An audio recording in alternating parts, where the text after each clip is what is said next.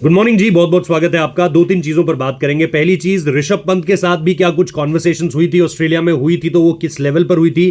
कल ऋषभ पंत ने पंजाब किंग्स के बारे में एक बात कही। क्या आपको पता है कि इसका बैकग्राउंडर क्या है? मतलब क्यों पंजाब के साथ अमूमन तौर पर प्लेयर्स नहीं जुड़ना चाहते हैं, क्यों पंजाब की टीम में जाना उनका आखिरी विकल्प रहता है, और पंजाब की टीम के साथ ऐसी क्या हिस्ट्री जुड़ी हुई है। कुछ अंदर की बातें आपको बताऊंगा। सिर्फ ओनर्स नहीं, सलमान खान के पापा की भी एक बात है जो पंजाब की टीम से जुड़ती है, पंजाब की प्लेइंग 11 से जुड़ती है। फिर आपको पता चलेगा यार क्यों खिलाड़ी पंजाब के बारे में ना थोड़ा बिखरा बिखरा ही बोलते हैं। और इसके साथ साथ संजू सैमसन वाले मामले में क्या सिर्फ जो केरला क्रिकेट एसोसिएशन ने संजू के बारे में बोला वही सुना गया, या फिर बीसीसीआई ने भी संजू से बात करी? इन सारी चीजों को लेकर के बातचीत करने वाले हैं। और इस सब के बीच में आपके लिए आएगा कुछ बहुत सुनहरा जीतने का मौका, उसे भी देखिएगा। डिस्क्रिप्शन में जाइएगा, लिंक से ऐप डाउनलोड कीजिएगा और थोड़ा सा हमारे बारे में भी सोचिए, क्योंकि हम लगातार आपके बारे में सोच रहे हैं। चलिए शुरू करते हैं अपनी खबरों का। लेकिन उससे पहले एक रिक्वेस्ट आप लोगों से, मेरा YouTube एनालिटिक्स मुझे बताता है, जो YT स्टूडियो है वो मुझे बताता है कि 70% लोग सिर्फ वीडियो देखते हैं और सब्सक्राइब नहीं करते चैनल को। तो प्लीज़ मेरी हम्बल रिक्वेस्ट है आप लोगों से, फ्री ऑफ कॉस्ट है सब्सक्राइब करना, कोई पैसा नहीं पे करना पड़ रहा है आपको। तो प्लीज़ अगर आप देख रहे हैं, अगर आपको अच्छा लग रहा है, क्योंकि मैंने पिछले वीडियो में भी कहा था कंस्ट्रक्टिव क्रिटिसिज्म करोगे मुझे स्वीकार है, गाली गलौज करोगे तो मैं नहीं पढ़ूंगा। लेकिन हाँ, कंस्ट्रक्टिवली आप ये कहोगे कि भाई आप ये गलत कर रहे हो, या ये गलत बात है, या वो गलत बात है, या बाकी सारी चीज़ें भी जो आप कहते रहते हो, वो सब सुनने के लिए कोई दिक्कत नहीं है मुझे, कोई परहेज नहीं है उन सारी चीज़ों से। लेकिन बोलने का तरीका क्या है वो बहुत इंपॉर्टेंट है मेरे लिए। तो सिंपल सी एक बात है, बस सब्सक्राइब कर दो, वीडियो लाइक कर दो, कमेंट में बताओ आप क्या सोचते हो इन सारी खबरों के बारे में, और एक जो रिक्वेस्ट की है आपसे वो भी प्लीज देखिएगा। तो पहले वही देख लीजिए, फिर शुरू करते हैं। भाई माई 11 सर्कल से आप कुछ बहुत बड़ा जीत सकते हो इस बार। क्या है आइए उसके बारे में आपको बताता हूं। सबसे पहले एक मेगा कॉन्टेस्ट के अंदर अगर आप बनाते हो 5 टीमें, तो ये मत सोचो कि आपको बहुत ज्यादा पैसे खर्च करने हैं, सिर्फ 5 रुपए खर्च करने हैं 5 टीमें बनाने के लिए, यानी 1 रुपीज पर टीम। और इससे आप जीत सकते हो 1 करोड़ रुपए। 1 रुपए लगाकर 5 अलग अलग मौके, 1 करोड़ रुपए जीतने के।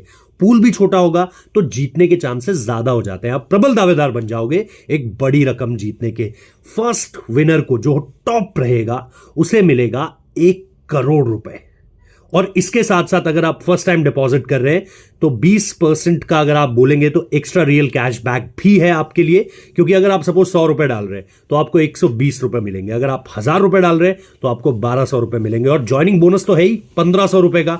तो आप डिस्क्रिप्शन में जाइए, लिंक से माई 11 सर्कल की ऐप डाउनलोड कीजिए, और उसके बाद आपके पास मौका है, सुनहरा मौका है, सिर्फ मौका नहीं सुनहरा मौका है, ये एक्सक्लूसिव ऑफर जीतने का।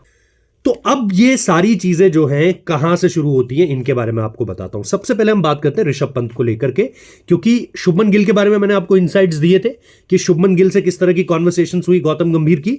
अब there was a time Sydney test match से पहले, जब एक ही साथ गौतम बैठे, शुभमन बैठे, ऋषभ बैठे, इनको लेकर के एक डिस्कशन हुए, क्योंकि कहीं ना कहीं आने वाले समय में रेड बॉल के साथ आप ऋषभ को जो है वो, अगर बुमराह जाते हैं, पूरी फिट होकर जाते हैं बुमराह, और बुमराह रहते हैं और वर्कलोड के हिसाब से बुमराह को कुछ मिस नहीं करना है, तो बुमराह कैप्टन होंगे, ये काफी हद तक श्योरिटी है।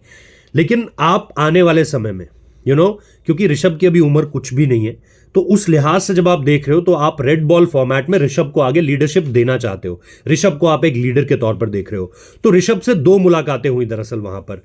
एक मुलाकात तो सेलेक्टर्स के साथ भी हुई, सिडनी टेस्ट के बाद हुई थी ये मुलाकात, और एक मुलाकात जो है वो शुभमन गिल, गौतम गंभीर और ऋषभ पंत की हुई थी, जहां पर ऋषभ पंत के साथ ये कम्युनिकेट किया गया कि आपको जो है ना वो हम एक जिम्मेदारी देना चाहते हैं, एक बड़ी जिम्मेदारी आने वाले समय में देना चाहते हैं, और रेड बॉल में हम आपको एज ए लीडर देख रहे हैं आने वाले समय का।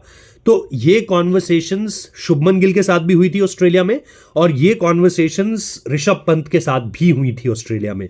तो यहां से आगे आने वाले समय में जब आप देखोगे कि टेस्ट सीरीज में अगर ऋषभ पंत को जिम्मेदारी मिल रही है, तो इसका जो बीज था ना वो ऑस्ट्रेलिया में ही पड़ चुका था, और कॉन्वर्सेशंस वहीं से शुरू है। ऐसे मत सोचिएगा कि नहीं, इंग्लैंड सीरीज से जस्ट पहले जो सिलेक्शन मीटिंग होगी उसमें ये सारी चीजें आपको देखने को मिलने वाली है। इन सारी चीजों की जो शुरुआत है वो पहले से हो चुकी है। आप ये जो ट्रांजिशन का दौर है, इसमें आप अपनी चीजों को जो है वो बनाते हुए चल रहे हैं कि कैसे हमें इन चीजों को आगे आने वाले समय में केटर करना है। तो ऋषभ पंत, और इसके साथ साथ अगर आप देखोगे शुभमन गिल, इनको लेकर के आप आने वाले समय में एक फ्यूचर लीडर्स के तौर पर इन दोनों को देख रहे हो, और अभी के लिए टीम इंडिया की सोच यही है, गौतम गंभीर की सोच यही है, सेलेक्टर्स की सोच यही है, बीसीसीआई टीम मैनेजमेंट सबकी सोच यही है अभी के लिए। आने वाले समय में अगर कुछ बदलाव होते हैं तो बिल्कुल आपको वो बताऊंगा, लेकिन ऑस्ट्रेलिया में जो हुआ और यहां तक आते आते जो हो चुका है वो भी मैं आपको बता रहा हूं। अब इन सारी चीजों के बीच में ऋषभ ने कल जो पंजाब के बारे में कहा, मैं आपको एक दिलचस्प किस्सा सुनाता हूं। आपने नहीं सुना है तो प्लीज बताइएगा, लेकिन अगर आपने सुना है तो भी बताइएगा, कोई दिक्कत नहीं है।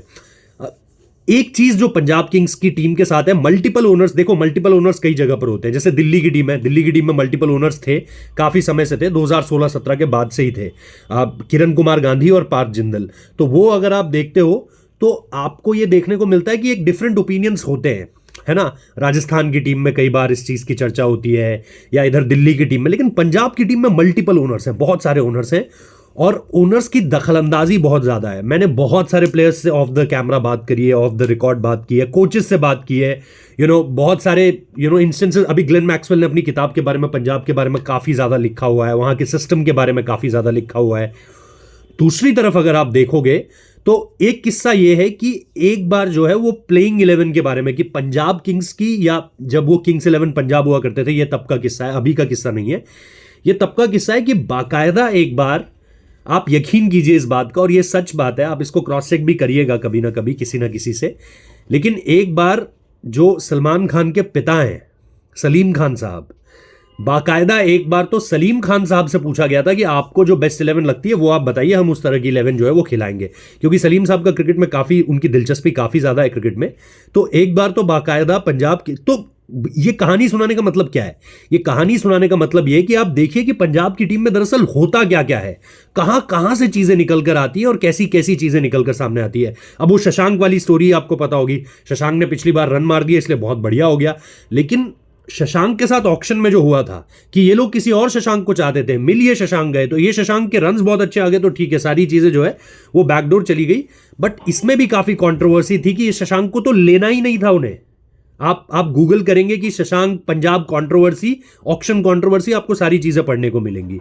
आप ये सलीम खान साहब वाली चीजों को पता करने की कोशिश करेंगे, आपको मिलेगी। आप ग्लेन मैक्सवेल वाली, ऐसी न जाने कितनी कहानियां हैं, कितने किस्से हैं जो आपको ऑफ द रिकॉर्ड पता चलते हैं पंजाब की टीम के बारे में। और इसीलिए कल ऋषभ पंत ने भी ये सीधे तौर पर, मतलब उन्होंने ब्लंटली कह दिया कि इस तरह की चीज, बस मैं यही सोच रहा था कि भाई एक टीम। तो पंजाब की टीम के साथ मैं मानता हूं कि ठीक है यार, ओपनली इस तरीके से ऋषभ पंत को बोलना चाहिए था या नहीं बोलना चाहिए था, उस पर अगेन हाउस डिवाइड हो सकता है, बट पंजाब की टीम के साथ दिक्कत तो है यार, मसले तो है। और ये जो ओनर्स लेवल पे जो मसले हैं ना, कि वहां से टीम आ रही है कई बार। एक टीम और थी, पुणे वॉरियर्स इंडिया, जब आपको याद होगा काफी समय पहले 2011-12 के समय पर पुणे वॉरियर्स इंडिया में भी बाकायदा ओनर देते थे भाई टीम, कि ये टीम खिलानी है। ऐसी और भी टीमें रही हैं जहां पर दखलंदाजी रही है, लेकिन अब धीरे धीरे करके ये चीजें खत्म हो रही हैं। बट पंजाब एक ऐसी टीम है जहां आज भी अगर आप देखोगे तो ओनर्स से दखलंदाजी बहुत ज्यादा है। टीम बहुत अच्छी रही है, टीम ने हमेशा अच्छा करने की कोशिश की है, फैंस बहुत ज्यादा सपोर्टिव रहे हैं। आज भी मुझे कई पंजाब के फैंस मिलते हैं, बहुत रूटेड हैं, बहुत ज्यादा सपोर्ट करना चाहते हैं टीम को। बट ये जो टीम के ओनर्स लेवल पे जो अलग अलग जगहों से हैं, ऐसा भी नहीं है कि ठेठ पंजाबी लोग हों, ठेठ पंजाब से जुड़े लोग हों, पंजाब को समझने वाले लोग हों, ऐसे लोग भी नहीं है। तो जब इस तरह की चीजें एक टीम में घर करती है ना, तो इस तरह की तस्वीरें ही सामने निकल कर आती है। और आप किसी भी प्लेयर से ऑफ द रिकॉर्ड पूछोगे ना, कभी भी आपको अपॉर्चुनिटी मिले, आप पूछना कि वर्स्ट टीम एडमिनिस्ट्रेशन के तौर पे, ओनर्स के तौर पे, मैनेजरियल स्किल्स के तौर पे कौन सी टीम है, वो पंजाब का नाम ही लेंगे। तो ये है मसला कि ऋषभ पंत ने ऐसा क्यों कहा था। अब एक और इंपॉर्टेंट चीज, वो इंपॉर्टेंट चीज आती है संजू सैमसन के बारे में। संजू सैमसन के साथ क्या जो जॉर्ज साहब वहां से कह रहे हैं, जो केरला क्रिकेट एसोसिएशन की तरफ से, देखो मल्टीपल रिपोर्ट्स है, मैं आपको सीधे तौर पे बस दो ही बातें बता सकता हूं। एक बात ये कि केरला क्रिकेट एसोसिएशन और संजू के बीच में अनबन थी, और ये अनबन जो है, केरला क्रिकेट एसोसिएशन इस चीज का मौका ढूंढ रहा था कि हम किसी तरीके से जो है संजू को इस चीज की सजा दे सके। केरला क्रिकेट एसोसिएशन को संजू ने लास्ट ईयर भी कहा था कि मैं कैंप में नहीं आऊंगा, मैंडेटरी कैंप नहीं ज्वाइन कर सकूंगा, और केरला क्रिकेट एसोसिएशन ने संजू को विजय हजारे खिला दी थी। लेकिन इस बार जब संजू ने मना किया तो केरला क्रिकेट एसोसिएशन ने संजू को नहीं खिलाया। संजू से जब बीसीसीआई ने पूछा कि भाई आपने क्यों नहीं खेला, तो संजू ने बोल दिया मैंडेटरी कैंप, वो कैंप मैंडेटरी नहीं था, लेकिन मैंने उन्हें बोला था कैंप में नहीं आ पाऊंगा, लेकिन उन्होंने मुझे विजय हजारे से भी बाहर कर दिया। तो संजू ने कहा संजू से पूछा गया कि आप कैंप में क्यों नहीं गए, तो जबकि आपको ये पता था कि अगर आप विजय हजारे मिस करोगे तो इस तरह की चीज़ें हो सकती है। तो फिर संजू ने सीधे तौर पर कहा कि मुझे लगा कि पिछली बार भी मैं नहीं गया था तो मुझे खिला लिया था, तो इस बार भी मैं नहीं जाऊंगा तो मुझे खिला लेंगे। अब ये जो जवाब था ना, जो सोर्सेस बता रहे हैं, ये जो जवाब था ये बोर्ड के साथ सही तरीके से नहीं गया है। बोर्ड ने इस जवाब को बहुत ही कैजुअल अप्रोच माना संजू सैमसन की तरफ से, कि भाई बहुत ही कैजुअली इस तरीके की बातचीत सामने निकल कर आ रही है, और ये बताता है कि वो क्या सोच रहे थे इन सारी चीज़ों के बारे में। सुनने में ये भी आया कि वो दुबई में थे कहीं, वो क्यों थे, वो छुट्टियां मना रहे थे, वो कुछ भी कर रहे हैं, उससे मुझे कोई मतलब नहीं है, वो उनका अपना पर्सनल स्पेस है। बट बोर्ड के साथ जो बातचीत हुई है, और इस समय पर जब खासतौर पर मुझे पता है कि यार मेरा स्टेट एसोसिएशन ही मुझे गिराने पर तुला हुआ है, तो मैं उन्हें मौका दूं या ना दूं ये मेरे को सोचना है। चैंपियंस ट्रॉफी मेरे लिए कितनी बड़ी होनी चाहिए, चैंपियंस ट्रॉफी का सिलेक्शन में मेरा विजय हजारे ना खेलना दखल डाल सकता है, बिल्कुल डाल सकता है। ये चीज सबको पता थी, पहले से पता थी। तो इसमें ऐसा नहीं है कि बोर्ड ने सिर्फ स्टेट एसोसिएशन की सुनी, और बोर्ड ने संजू से भी बात की है, और बोर्ड ने जो संजू से बात की है वो मैंने आपके सामने रखी है। तो ये चीजें जब आप एक तरीके से देखते हो ना, अब इसमें वही है, आप लोग चाहे जो भी कहे, मुझे जो भी कहे, मैंने आपको सच बताया है कि ये बातचीत हुई है।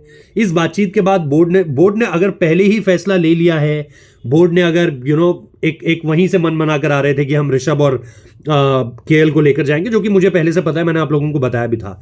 लेकिन क्या संजू ने अपना केस खुद कमजोर किया है? क्या संजू के पास अगर विजय हजारे में 2-3 और जैसे करुण नायर की परफॉर्मेंस थी, करुण नायर के बारे में इन लोगों ने डिस्कस किया, लेकिन लोग कह रहे हैं यार करुण नायर को लेकर आ जाना चाहिए था। मेरे 2 सवाल है, करुण नायर को किसकी जगह पर लेकर आते? कौन सा खिलाड़ी था जिसकी जगह पर करुण नायर को लेकर आते? और दूसरा सवाल यह है कि आज इस टीम में जो खिलाड़ी खेल रहे हैं, क्या उनका डोमेस्टिक परफॉर्मेंस नहीं है? अगर हर प्लेयर को आप बेस्ट परफॉर्मर को, मैं मानता हूं कि उसकी एवरेज बहुत जबरदस्त थी, उसने बहुत जबरदस्त खेला था, लेकिन कहीं ना कहीं आपको यह देखना पड़ता है कि इस टीम में जो भी खिलाड़ी आए, सरफराज आया तो एक सीजन के दम पे नहीं आया, एक सीजन उसने भी ब्रैडमैन से तुलना होने लगी थी, लेकिन आपको 1-2 सीजन खेलने पड़ते हैं, इस तरीके के कंसिस्टेंट रहना पड़ता है। हो सकता है कि अभी वो रणजी ट्रॉफी के राउंड्स खेलने जाएंगे और वहां पर उनको मौका मिलेगा और वहां पर वो बड़े रन्स लगा दे, तो क्या पता आप उन्हें इंग्लैंड लेके चले जाओ, क्योंकि फॉर्म लगा हुआ है। लेकिन एक सीजन के दम पे मुझे तो नहीं याद आता कि आपने बहुत ज्यादा इस तरह के फैसले लिए हो। वेंकी अय्यर मुझे याद आता है, आप ट्रैवल रिजर्व में वर्ल्ड कप लेकर गए थे उन्हें, वेंकटेश अय्यर को, अच्छा आईपीएल गया था उनका। लेकिन और अगर आप देखोगे, मयंक अग्रवाल को अगर आप देखो, वो भी जब इंडियन टेस्ट टीम में आए तो उन्होंने खूब रन्स बना रखे थे, मल्टीपल ईयर्स में रन्स बना रखे थे। तो ऐसा नहीं होता है, और ऐसे रन्स बना रखे थे जो कभी बने ही नहीं थे, जैसे हम करुण नायर के साथ कह सकते हैं। तो इस तरह की चीज इंडियन क्रिकेट में कभी नहीं होती है यार, बहुत रेयर होती है कि एक सीजन के दम पर। और सबसे बड़ी बात कि आपको जरूरत है वहां पे, सपोज आपके पास कोई उस पोजीशन पे खिलाड़ी नहीं होता है यहाँ पे, या कोई आप सिर्फ एक फ्रिंज प्लेयर लेकर जा रहे होते कि यार ठीक है चलो देख लेंगे इसको किस तरीके से करता है ये, तब भी मैं मानता। लेकिन आपके पास जो खिलाड़ी हैं, श्रेयस अय्यर हैं या केएल राहुल हैं, इन्होंने भी तो परफॉर्मेंस की हुई है, इनकी परफॉर्मेंस को कैसे नीचे गिरा दोगे? या फिर जो बैकअप के तौर पर भी जा रहे हैं, अगर यशस्वी जायसवाल जा रहे हैं तो यशस्वी जायसवाल ने भी डोमेस्टिक क्रिकेट में रन्स किए हुए हैं, उन्होंने भी जब विजय हजारे खेली उन्होंने रन्स किए हुए हैं, करंटली आपके लिए इनफॉर्म प्लेयर है एक। तो मेरे हिसाब से ये बहस बहुत गलत है। ठीक है, आप करुण नायर को डिस्कस किया आपने, ये अच्छी बात है, आने वाले समय में करुण इसी तरीके से रन्स लगाते रहेंगे तो उन्हें आप लेकर चले जाओगे।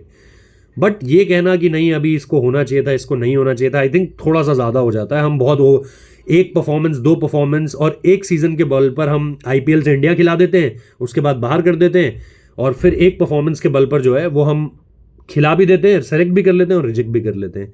तो इन चीज़ों को समझना पड़ेगा थोड़ा सा। जो मेरी पर्सनल राय है, आप लोग बिल्कुल कमेंट बॉक्स में अपनी राय बता सकते हो, ससम्मान स्वागत है उन बातों का।